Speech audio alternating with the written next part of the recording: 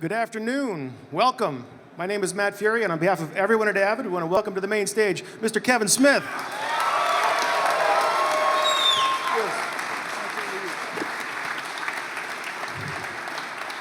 Now, I was enthralled by the Avid trailer. it's hypnotizing, isn't it? Well, it's just like the terrorists are coming to kill our children, and only Avid can stop them. You know, it plays like a movie. That was kind of ballsy. We'll be a little more subtle about it next time. Yeah, it is really an over-top sell. I also want to point out too that this poster in the middle, that was made by some fan online. It's a beautiful poster, but we didn't make it. I just think it's cool that it's up here because whoever made it might see this picture and be like, "Oh my God, I was a part of the exposition." That's kind of neat.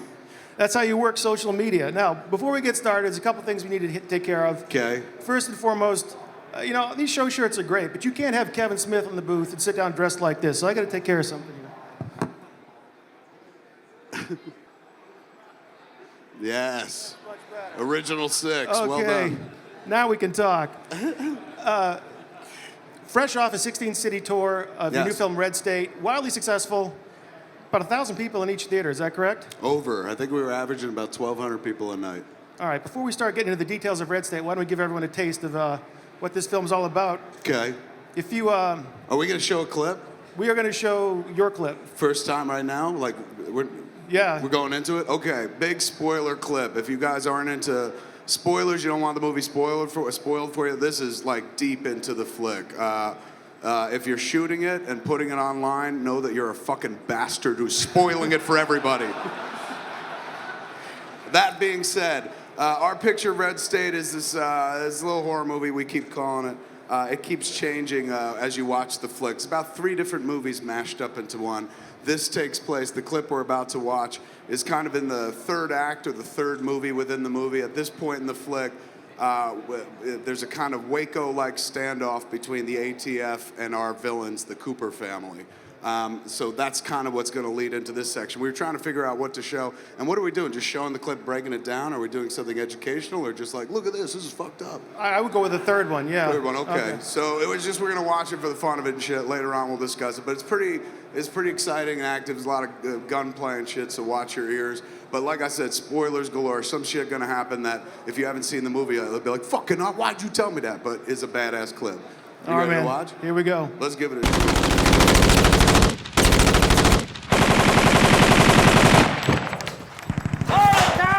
Top of the crowd!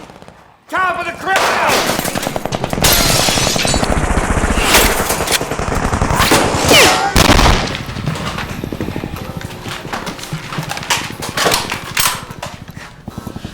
The Lord is my shepherd. The Lord is my shepherd.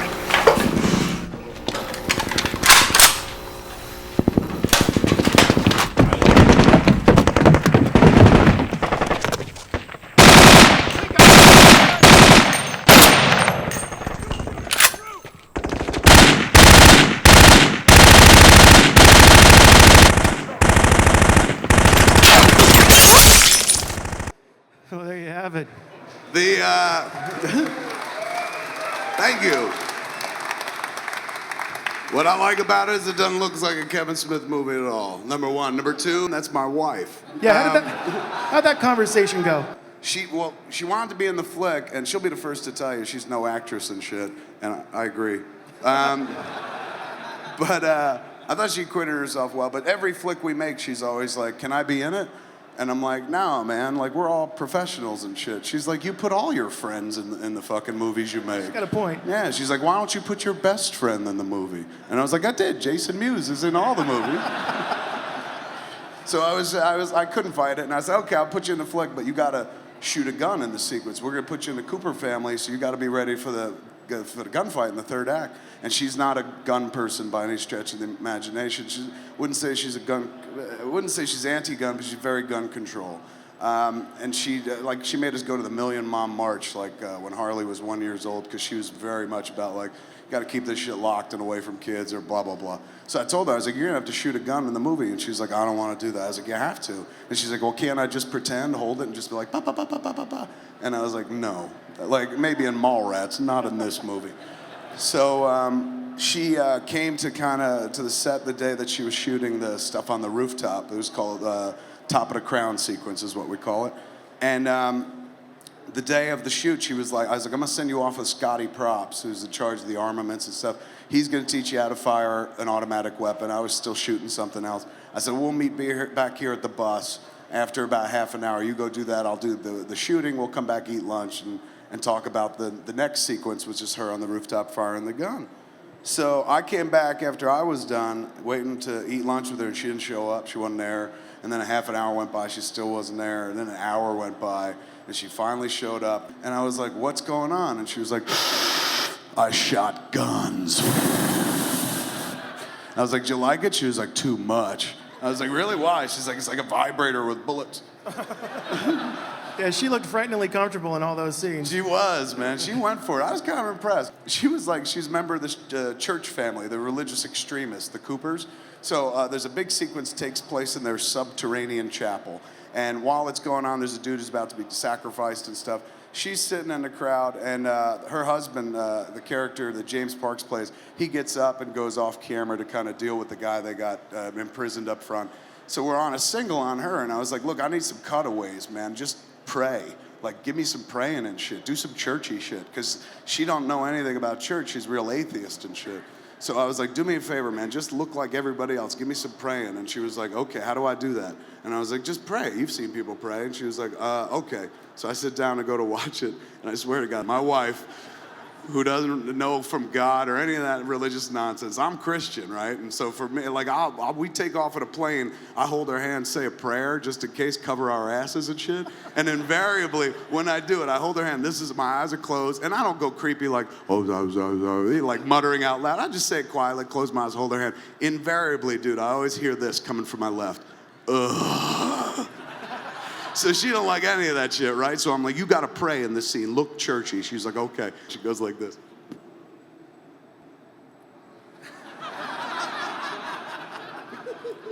Like a fucking samurai, man. It was too funny. So tell me the picture of you and I holding hands isn't going to be on the cover of NAB Daily tomorrow. So now that she gets comfortable in the scene, what's it like directing your wife? It's pretty easy. I mean, that one's a little more difficult because generally you go up to any actor and be like, hey, try this. They're like, okay. And you go up to someone you're in a relationship with, you're like, try this. They're like, why? And you're like, just because. And they're like, well, you didn't put the milk away last night. And you're like, just fucking act, would you? So there's that, but it's much easier on this movie, I barely directed at all, I'll be honest with you. Like, this was the movie where I kind of fully lived into my role as editor. I've never really felt like a director.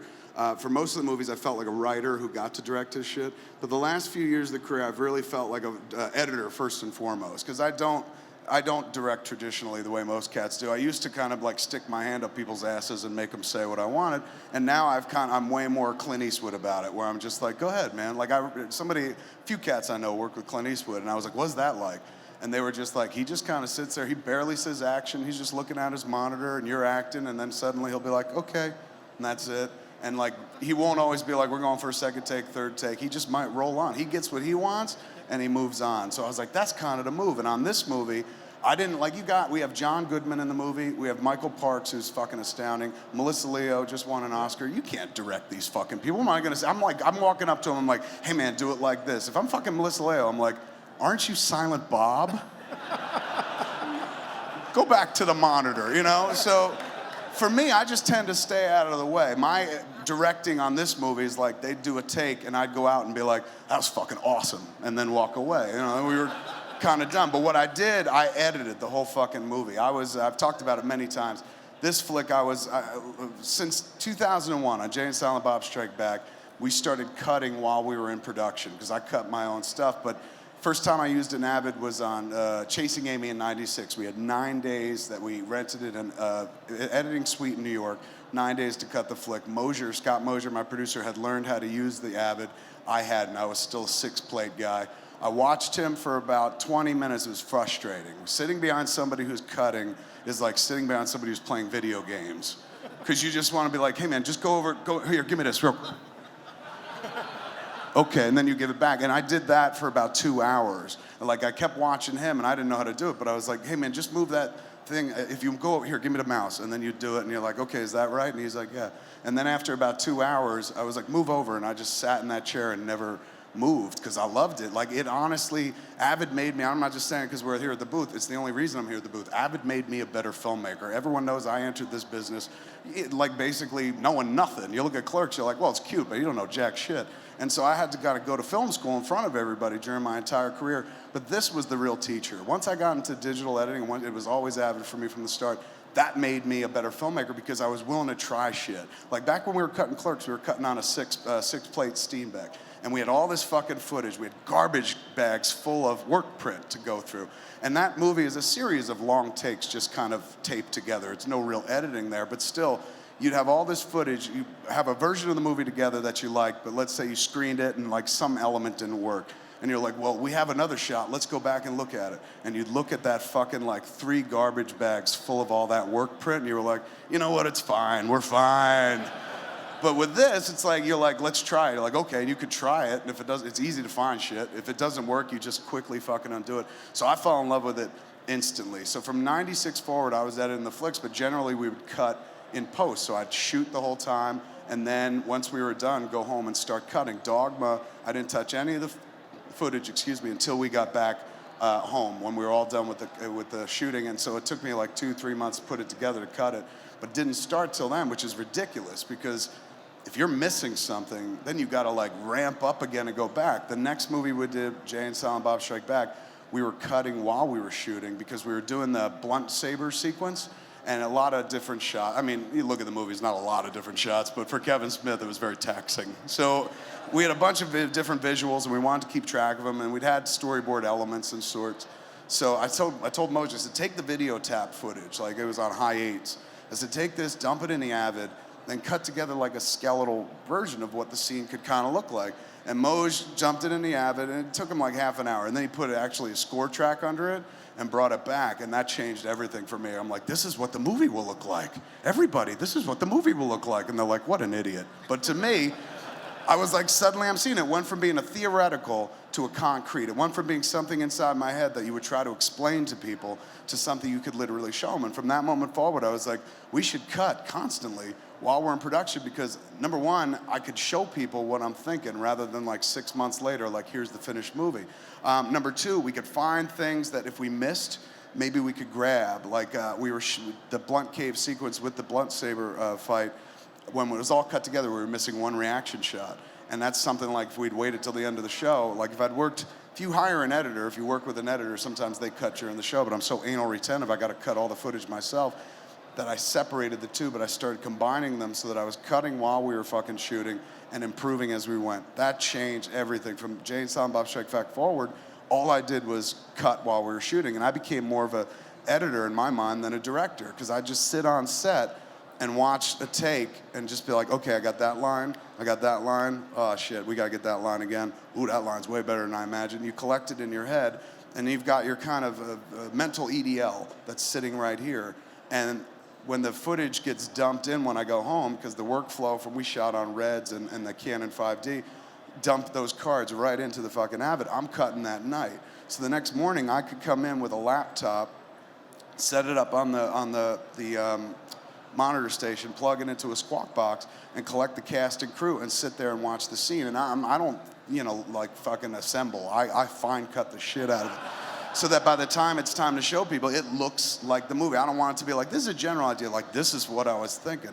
So on this flick, the whole way, I would do that. I worked it out with the crew, with the cast and crew, where say call time was 6 o'clock, I'd come in at 7. I was like, oh, here's what we're gonna do, top of the day, it's this first shot, set up for that. I'll be here at 7, we'll go from there. That gave me 1 more hour to sit there in the morning, cut it all together and bring it in. And I tell you, the impact that it has on a cast and crew is enormous. You could see it, this isn't pie in the sky. Because again, it's tough to translate what's in your head to somebody, a theoretical. Once you make it concrete, once they're seeing it, they're like, oh shit, that's what you're going for? And also they're seeing stuff like, if you're actors, you're seeing like all of your performance choices are being honored, like somebody's looking out for you and not just putting in your bullshit. As a crew member, you're watching all the little films that have been put together make up the big one. Because every film is made up of a bunch of different people making their own film under the one giant whole. So if you could show the crew, like, hey, that shit you did yesterday, this is what it looks like, isn't it badass?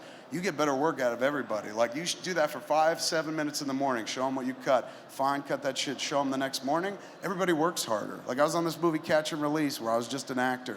And first day of dailies, I heard a lot of the keys were like, we're gonna go watch dailies at lunch. And I was like, right on. I grabbed some food and went to watch and shit. And they're like, you can't come. I was like, why? They're like, keys only. And I was like, well, can't I be an acting key? And they're like, no, it's got to be like head of this department, head of that department. And I always thought that was a mistake, because it's like, let people see what's going on, man, because they can self-correct and improve themselves without even you going like, hey, I saw that one shot and it sucked, can you do something else or something like that? Or if you're an actor, you could kind of see a performance thing where you're like, oh, I'll change that, and then the next time I do something similar. It's beneficial to kind of be very familiar with every frame of that footage, at least for me, because I don't really feel like a director most days, but I do feel like an editor. So like even on Cop Out, when I worked on Cop Out, they were like, the studio wanted to hire an editor because that's what they do. And I'm like, I'm not saying this to be a glory whore because I want extra money, because they don't really pay editors that much in the studio, at least not, they didn't pay me. But I said, listen, man, it's better for this movie if I know every frame of footage. Like, you want me involved intimately with this footage. That's how that's my process. That's how I direct. And so they're like, okay, and I got to cut that while we were shooting as well. And it was, even on that, I mean, it didn't really help in that instance, but even in that movie, it was kind of essential to just always be in the dirt, hands on that footage, know every fucking frame, because if you're the editor / director, it's your gig, you know, it's game's on your stick. You don't really want to fucking lose it. And it's now, because of this shit, you can actually kind of execute forward your vision. It used to just be like, I'm shooting it, hand it off to an editor, sit there behind the editor and be like, try this, try this, try this. If you're a director who edits their own stuff, this just makes it better. This just makes it so much easier. And over the years, this hands down made me a better filmmaker, because I was more daring. I would try more shit. I could see my shit laid out and how it was and what it was versus what I saw in my head before I shot it. And I could improve and kind of strive for a better look. Like on this flick, the workflow and Avid are responsible for the look. You know, the mobility of the Reds and the Canons are fantastic. But the fact that I was able to get that footage immediately and cut what was in my head, it's no downtime. The EDL's here, so when I hit the deck, I just light up and start fucking cutting. It's all fucking there. It's ready to go. And so by the end of an hour, I'm like, ta-da, it's all ready. Well, as a writer, they always talk about editing being the final rewrite. Mm-hmm. Have you found in these situations, since you are cutting on set, that it could actually alter the story? Because you have that freedom as the writer. Yeah, very much so. And it's happened a few times where you kind of move elements around. You know, you can't ever change the story completely, but you can change definitely big elements of it. I mean, we made that movie Jersey Girl, and in the original flick, I think Jennifer Lopez died at the half-hour mark. And then, you know, everyone hated Bennifer at that point. We were like, kill her at the 10-minute mark. And so that truncated very quickly. Suddenly, the very wonderful lives those characters had together was real fucking short. Nice. So the Red State is a story you've been wanting to tell for a while. And I don't know if originally this is how you saw it playing out. I mean, what was it, like 4 years ago you started coming up with this idea? 4 years ago, yeah, I started writing. I wrote Zach and Miri Make a Porno, and then I sent it off to Rogan. I was waiting to see if he was going to do it or not. And I was sitting by the phone a lot. There was like 3 days where I'd wake up and like just literally wait for the phone. I felt like a girl in high school. So I was like, I got to really rocket. Who am I kidding? I felt like a boy in high school. A fat boy. So to preoccupy myself, I was like, you know what, I'm going to start writing Red State, because it was something I'd had in my head for a little while. And so it was kind of written over the course of 3 days as an exercise to, like, Zach and Miri is real fun and kind of fluffy, and this was like it's a pretty grim flick. There's some funny stuff in it, but it is pretty bleak across the boards. So it took us a long while to find money to make it, because it was so fucking bleak. And when we finally found the cash, we found about $4 million to make it. It was a $5 million budget. We got $1 million back from the state of California with the rebate incentive program, so it was about $4 million. And on day 4 of the movie, we were sitting around shooting, and looking around, everybody's cinching the belt to make it happen. Like, people took cut rates. I didn't get paid. A lot of people who need to pay families or cover families and shit like that were taking bargain basement rates because we were low budget and shit. And you're looking at everybody pull together and do it like that, and you just think about the future when you sell the movie and somebody's going to spend so much money marketing it. And I'm like, we could have used that money marketing. If somebody spends $10 million, $20 million to open this movie, that costs $4 million, that just started bumming me out, where I'm like, I could use that money now to make a better movie, but instead, you're just gonna spend it on newspapers and fucking TV. So at that point, I was like, maybe we could take it out ourselves and try a different means of exhibition that doesn't require spending so much money to make people aware of the movie. Like, we got a nice following for the stuff we do. I felt like with a budget that low, we could just go directly out to them, advertise it through Twitter, hit them on our podcast and shit.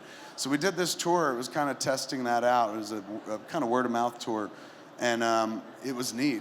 We found out, you'd sit there at the end of the night and you'd ask people, how many people are here because of like Smodcast? They heard an ad on smodcast.com, 85, 90% of the audience. And at that point, you're like, we're right. Like, we didn't really need to go beyond our audience. Our audience will just show up and support the flick. So right now, we're done with the first tour. We're setting up the next tour, which is kind of exciting to me. The first tour is like a lot of big theaters and stuff, like untraditional places for movies to be shown. Like, we kicked it off at Radio City Music Hall, and they don't show movies there very often.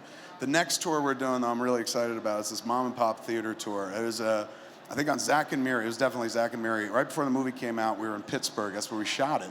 And there's a theater called the Oaks Theater, and we screened it there as like a local screening before it came out, just to thanks Pittsburgh kind of thing. Not so much cast and crew, but people that were around, lived in the area.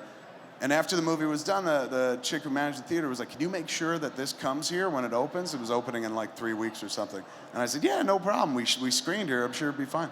And she was like, no, we don't always get everything that screens here. Like, you coming through here, that's the only reason the movie came here. We won't get this. And I was like, you're out of your mind. There's Weinstein Company posters in the hallway here. I'll talk to them. Everything will be fine.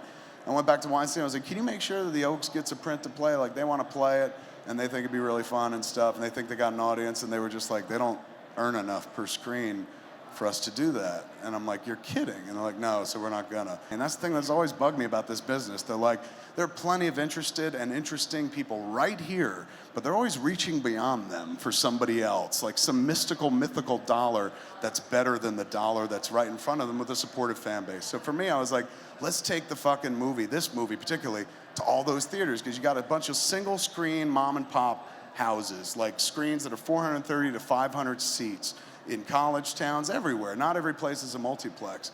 And that's just a cool way to watch the movie, man. How many cities do you think you'll do for that one? I don't know. Like, for us, like, we wouldn't organize it the way we're doing, like we did the other tour, where it's like, here's 15 dates locked in cement.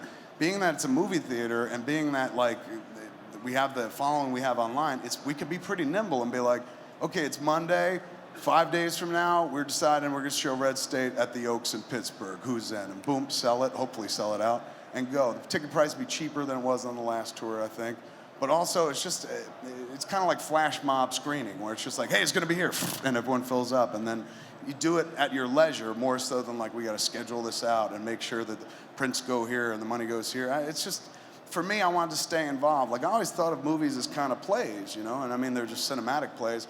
But I like the idea, particularly on this tour, of living with the movie. I don't think the movie can live by itself, and it will forever once it hits home video and shit like that. But for its theatrical life, for its exhibition, I want to stay involved. Like, I don't know, I like watching the movie with audiences, and I like coming out and doing the Q&A afterwards. And, you know, I used to just be like, well, you can only do that for a little while, and then the movie has to go out without you one day. But I don't know, this time around, I'm like, I'm gonna try to be at every screening. I know it's impossible, but for a while, for the first few months of life, as we go around touring, I can stay involved, and I can come out afterwards and be like, what'd you think? Because that's what it's all about. You don't do it to make money, you don't do it to be famous, you do it so somebody goes, good job, we're gonna put this on the fridge, you're okay. You know, that's it. You're just looking for a little fucking approval. It's okay that you're fat, you're talented, you know, that kind of thing. Not you. Yeah, that's okay. I'm used to that. So you were talking about, you know, a target demographic and doing these 16 cities where people coming out and they want to see this flick. Yeah. And these cats do. That's the thing. Yeah. It's like, we're just playing to our audience. And some people criticize you for that. They're going, well, he's just playing to his audience. I'm like, Rolling Stones just play to their audience. You know, Steven Spielberg just plays to his audience. They just happen to be bigger and shit. They're always kind of dismissive about my audience. They're like, oh, they're all reprobates. No, they're not, man, not at all. I've seen like them. My mother's part of the audience. She knows reprobate. Sometimes, but so I don't know. I see. For me, when they say, "Oh, his audience showed up," I'm like, "Yeah, his audience showed." Like that delights me. Like they're still there. That they still give a shit. But with a film that's not technically released yet, that's almost like a 16-city test screening. I mean, I saw you tweeting from each show, and you're like, "I'm finding new ways to cut this film." Yes, I did. Like basically between the Sundance screening and the tour, I cut out about 7 minutes from the movie. And I thought I was pretty much done. But on the tour, you watch it like 15 times with audience. And I watched it. It wasn't like I was smoking in the back and then come out for a Q&A. Like I just sat there and listened to every nuance, every vibe. There's little spaces, nothing big, but I found like easily 20 seconds that I want to go back and take out. Little stupid shit, like why did I wait so long for John Goodman to close a folder? Like I should have went out like before he closed the folder. Stuff like that, that when you've watched it enough, you're like, oh, I want to change that, change that. So back in the day, I used to be like, hey man, there's only one edit, we did it, and we never go back, because if you go back, it's admitting failure in some way. But I don't feel that way anymore. I'm like, been doing this nearly 20 years, I'm 40, I'm a bit more fucking self-assured of what I'm doing. So I feel like, hey, if I find a way to make this movie better now, I'm gonna do it, because once it hits home video, that's it. That's the way it lives forever, pretty much as the flick. So I still got a lot of bites at the apple left if I wanna continue to tweak and perfect it. And I think that's what most filmmakers feel. I mean, like I said, early in my career, I was way lazy, like, no, this is fine, it'll pass muster. But like now I understand the Kubrick mindset of like, he puts The Shining out and then he's like, hold on, I want to edit a little more. And they're like, what are you kidding? It's out. And he's like, fuck you. And he keeps cutting and he puts it back out because it's his and it's going to live forever in a different medium, like as the flick that he envisioned. So he's like, until it hits that point, well, he was, I'm going to keep perfecting it. Yeah. Well, is that the hardest thing for you, an editor, is finishing, is saying, listen, I'm done? Are you constantly saying, there's just one more tweak I got to make? Yeah, I'm not precious about my shit. Like some cats get real precious about the material, but I've learned very early on. We made Mallrats, right? And the first cut of Mallrats we test screen. Movie's called Mallrats. They didn't step through the doors of the mall until the 35-minute mark. And I remember the whole time I was making it, I was like, you can make a 2-hour comedy set in a mall, you know? And people were like, yeah, get it to the mall. So essentially, we learned right away, like all that shit that happened beforehand that I thought was the movie wasn't the movie. We had to get him to the mall as quickly as fucking possible. And at that point, I got rid of the whole, like, oh, but this is precious. This is the whole story. I've learned on every flick, there's always some scene, at least this, for me as the writer as well, there's always some element, some scene, some line, some character, some moment where you're like, this is it. If this sums up the entire fucking movie. This is the most important element in the whole, the hub at which all the spokes emit. Invariably, you shoot it, it's the first fucking thing that gets cut. So I'm one of those cats, I kill the babies left and right. I have no problem where people are like, you love that scene. I'm like, not anymore, out it goes. So I've never had a problem with that. And now I've gotten rid of even the inhibition of like, oh my God, I screened it once already and then I'm gonna change it. Isn't that admitting failure? But I'm like, nah, I think it'd be more of a failure if I just kind of didn't do anything, even though I wanted to, because I didn't want to admit like, oh, I wasn't right the first time, or there was more work to do or something like that. The older you get, the more you're okay with that kind of shit. The older you get, the more happy or content you are to fail, because you realize that failure is just success training. It's like, if I don't get it right this try, fucking step away, because next try I'm gonna explode when I get it right, so it's kind of like that. When we came out here, one of the first things you did is you pointed at the poster and you said, hey, that came from a fan. Yeah. And you seem to have really figured something out or mastered something that even big companies can't get right, and that's the social media aspect and engaging with people. I mean, you got 1.7 million people following you, and you don't just, push out your thoughts. People will ping you and say, hey, Kevin, I want to come to your show, I'm short on cash.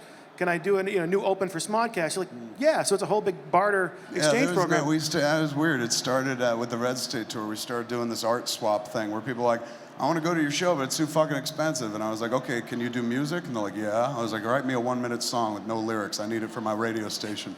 And so people were like, okay. And people started sending me tracks, and anybody can create music now, and you just have to have the patience and the time. I know, this shit's incredible. So people just send in like kind of loop music beds and stuff like that, and we swap them out. They give us the track, and then we're like, take some tickets or take this, and they've been hitting us out on tour as well, like for the podcast tour, not just the Red State tour. So it's been kind of neat like that. Like I enjoy the art swap is fun to me because it's like I'll give you mine, you give me yours. Like it's doctor kind of. It's like you show me yours, I'll show you mine.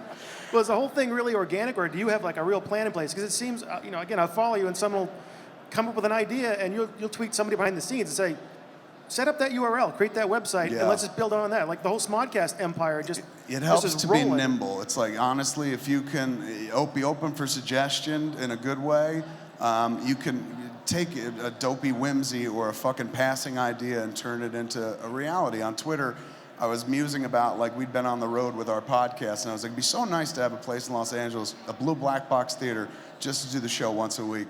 And I did, and it's nice, like people encourage you. And so it's big stuff like that. It's little stuff like the other day we were looking for a name of this company that me and Jay Muse are putting it together. And we couldn't think, like we went through all the variations. We kept settling on Jay and Silent Bob Joint, but that sounds too much like Spike Lee. And we were like, it's also a little on the nose. Let's turn it out to the people. So we asked, we're like, what would you call it, Jay and Silent Bob Company? And somebody came up with one that we love. It was Jay and Silent Bob Delivers. You know, it's like a pizza delivery joint. So we engage the audience all the time because there's no such thing as a fucking bad idea. Like Edgar Wright, the dude who makes, all those British movies and shit. Great guy, Shaun of the Dead. He was working with Spielberg recently. He was working on that Tintin movie. And I was like, what's that like? He's literally in the room with fucking Spielberg. And he goes, you know what?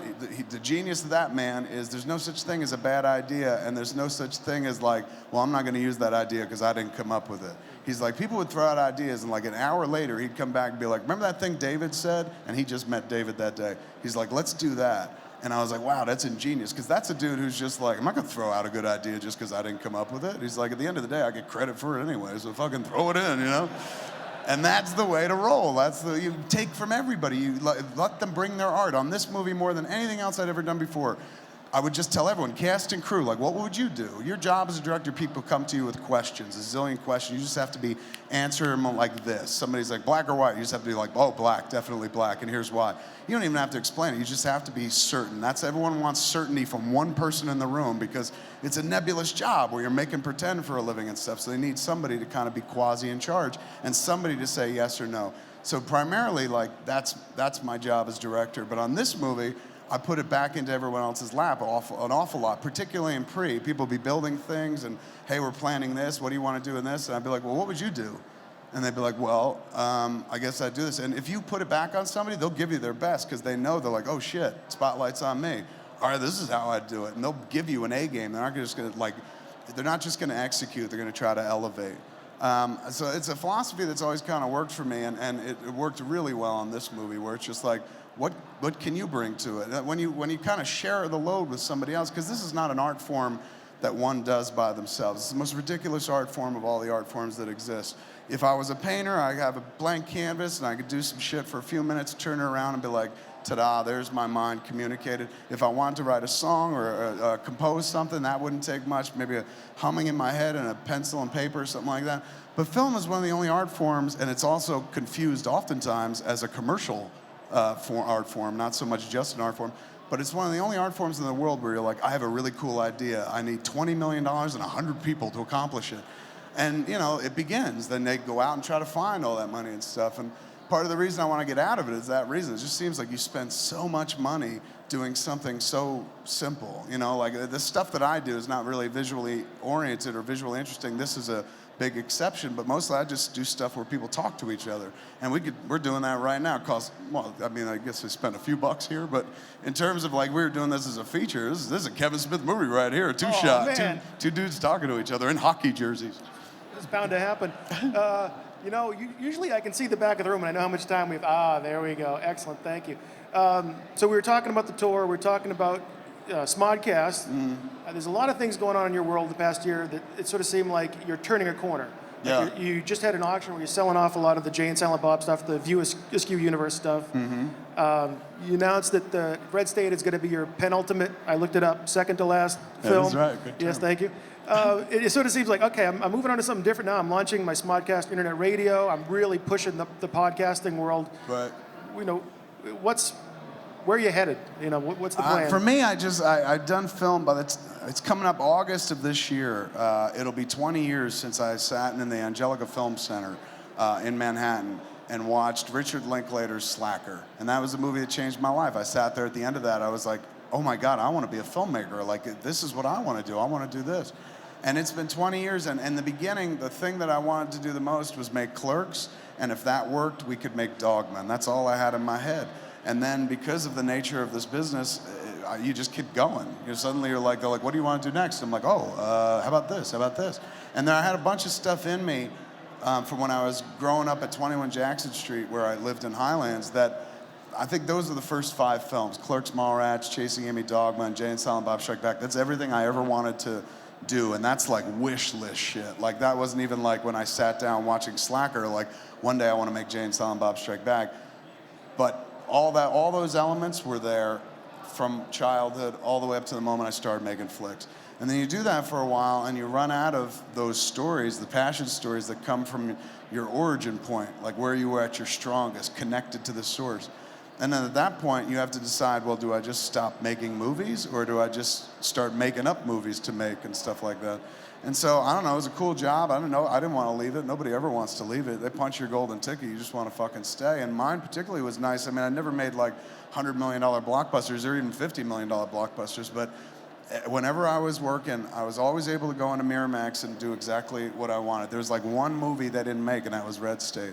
But everything else, they were just like, what do you want to do? And I'd say, oh, let's do this. They're like, okay. And in retrospect now, I look back at those movies and I'm like, I can't believe we were so blessed and so coddled and spoiled. Like, you don't get to make a movie like Jay and Silent Bob Strike Back unless somebody likes you a lot, you know? Because that's, you look at it, it's like a $20 million fucking YouTube clip. It just looks like a fan film more than anything else. It just happened to be my own biggest fan. So, I don't know. You get to a point, though, where you're like, I'm being complacent in my work. Like, I love Jersey Girl, but to me, that's the work of somebody that's like, well, I'm just going to make a movie like I've seen many times before.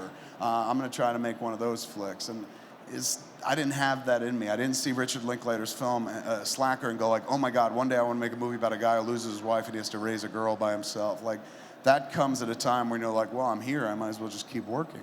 And that's not why I got into this. I didn't get into this to just keep fucking working. I didn't get into this to make money. I didn't get into it to be famous. I just got into it to tell stories. I'm a storyteller first and foremost. And when you realize that you're not playing at the caliber that you want to play at anymore, it's time to hang it up. Like Wayne Gretzky, who's a guy I absolutely adore and is something of a hero of mine.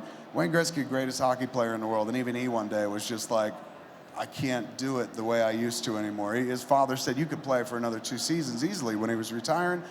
And he was just like, Dad, every year they get faster, better, stronger, and I just get older. And there's an element of that, but there's also an element of like, when you love something so much, like an art form, like film, and I loved film, and I still love it to this day, but when you love it so much, you don't want to be the guy that's just fucking doing it, just executing it, or like, yeah, I'm one of many. You always want, like, I got into this business pushing at the edge of the envelope. Clerks and Chasing Amy and Dogma were weird, different movies. And then a whole middle stage of my career, I just started doing movies like everybody else. And now I'm kind of like, I know I'm on my way out the door. I want to be artistic again. I want to try some shit that I didn't try. I want to push the edge of the envelope and do things that, like, for years, I just kept making Kevin Smith movies because I love making Kevin Smith movies. I don't know how else to make anything else but a Kevin Smith movie. It's in my genetics and DNA. But after being nearly 20 years in this business and knowing that I was heading out, I was like, it'd be really nice to try to make a movie that I enjoy watching. Like, I enjoy watching Kevin Smith movies, but I really enjoy watching other filmmakers' stuff and get off on it and be like, oh, I wish I could do that. Oh, I'd love to try that. So Red State, if you see it from end to end, it makes more sense. But Red State is basically a Quentin Tarantino movie by way of the Coen brothers. And I love it. I love this movie. I'm so glad I made it. But at the same time, if I'm trying to make other people's movies now, that's a sure indicator that it's time for me to go. I was a writer, director, first and foremost. The writer writer part definitely first. And for years, a lot of cats would always say, "Oh, director Kevin Smith," and I always bristle at that because I'm like, that's not how I see myself. Like, I don't think of myself as a director. If I had to list all my jobs in film, directing is 7th. I'd put like occasional craft services above directing because I know I'm valuable in all those other positions, but on the directing side, I don't have that much to offer. Like, I spent 20 years since seeing Slacker going to film school in front of the audience. I didn't come to it like with a skill set developed to tell visual stories. I had to learn and develop that over time, and only now, like, look at it, it's 20 years in, and finally I make a movie that looks like a movie. You know, and so at that point, like, there's a certain part of me that's like, all right, well, I guess I've learned everything I can learn craft-wise to the point where even somebody who was not put on this earth to be a filmmaker or a director can now do it. Like, that just proves that you do anything long enough, you'll get better at it, even if it's not your first language. Film's not my, directing specifically, not my first language. Like, directing for me always felt like learning 2 years of Spanish in high school and then trying to live in Spain and pass a Spaniard. You know, it's like, I didn't know it enough. Like, I could pass on many levels, but directing and me, I always felt about directing like I wore a suit.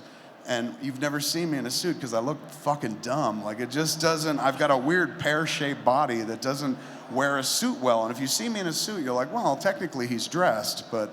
You look good at Cannes. I remember seeing you had the tux at Cannes. Tux, but jean shorts at the bottom. That's you know, right, I always yeah. got to mix it up. So for me, directing, I feel the same way. People like, they look at the stuff I do, they're like, well, technically it's directed, you know, but just not conventionally or well or something like that. So for me, I feel like you gotta love your art. Back in the beginning, and now more than ever, I loved film. And for a while, I didn't feel that way. Like, I just wanted to get it over with and set up the next piece. Because once you're in, there's this feeling of like, I don't want to get kicked out. So from Clerks forward, it's like as soon as one's set up, as soon as you start shooting on one, start setting up another, the next one. So they'd never give you a chance to be like, oh, you suck, get out of here. So much of the time was spent thinking about career and not about the actual art or the expression or something like that. And I don't think the work suffered because I think I put everything I've ever had in me into the flicks. Like, I never phoned it in. I always fucking tried hard. Even, I mean, some people will be like, you didn't try on Cop Out. Cop Out, I had to actually try harder because it was fraught with complications, that set. And so I'm content that I've fucking done everything I could, but at the same time, I know it's gonna be diminishing returns. Like, I wanna go out while I'm still, I got a shelf of movies in my house. And from Clerks to Red State, DVDs, I can look up there and I never feel embarrassed and I never feel shame or I never feel like, oh, that one didn't even work, or I never wince. More importantly, I never go like not even on Jersey Girl or Cop Out. I look at every one of them from end to end and I'm just like, I know why I did that. That movie made me a better person. That one made me a better filmmaker. Like, oh my God, this changed my life. Each one of them has meaning and they exist for a reason. And I'm afraid one day I'm gonna look up there and be like, oh, that's the one I did to pay the mortgage. And that's the one I did because Harley wanted a Corvette and a pony. You know, and that's the one I did because, well, I like hockey and somebody had to direct Mighty Ducks 9, you know. I don't want to be that guy. I would rather be like, I'd rather people talk about me like, yeah, he made movies for like 20 years and then he just started talking on the internet and wouldn't shut up. And that would be okay for me because it's nice. It's nice kind of, I never imagined there'd be an end. I never thought like that it would conclude. You want to get in so badly that you just see yourself doing it to the grave. But I love my art form so much that I feel like if I can't play at the level that I want to play or that I used to be able to play at, if I can't make a bold statement, if I can't push the edge of the envelope, don't do it, you know? Well, you got a lot to be proud of, and you gave everyone a wild ride for a long time, and for a while, it's going to fun. continue on the internet too. So I think just without film, you know. And I know that makes that's the thing. Like some cats who like what I do, they're like, oh, don't do that. But there are a lot of cats who don't like what I do who are like, yes, he's finally leaving. Well, I got some good news and bad news for the audience. The bad news is we're out of time for this presentation. The good news is we're not done with Kevin. He's going to be back tomorrow morning at 9 o'clock. Yeah, you happy about that? Yeah, me too. We're gonna do the keynote speech. You know, originally we were gonna do a little something tonight, and something came up and it didn't work out. But we'll be back tomorrow morning at 9 o'clock, just around the corner. I think it's room 222. What happened? Well, yeah, you know, I've been told not to really I know, elaborate on that. I'm just putting you on the spot. But it's like, your friends are having a party and they invited you over and it was going to be good. And they say, we've got these other friends coming in from out of town. We haven't heard from them in years. Right.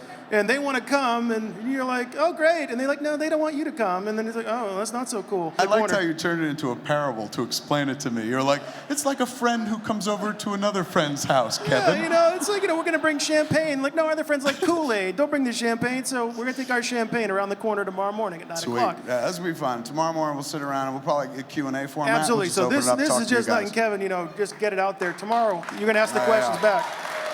Thank you. Gavin, thank you very much. Thank you for We'd having bless me, a round man. of applause for Kevin Smith, please.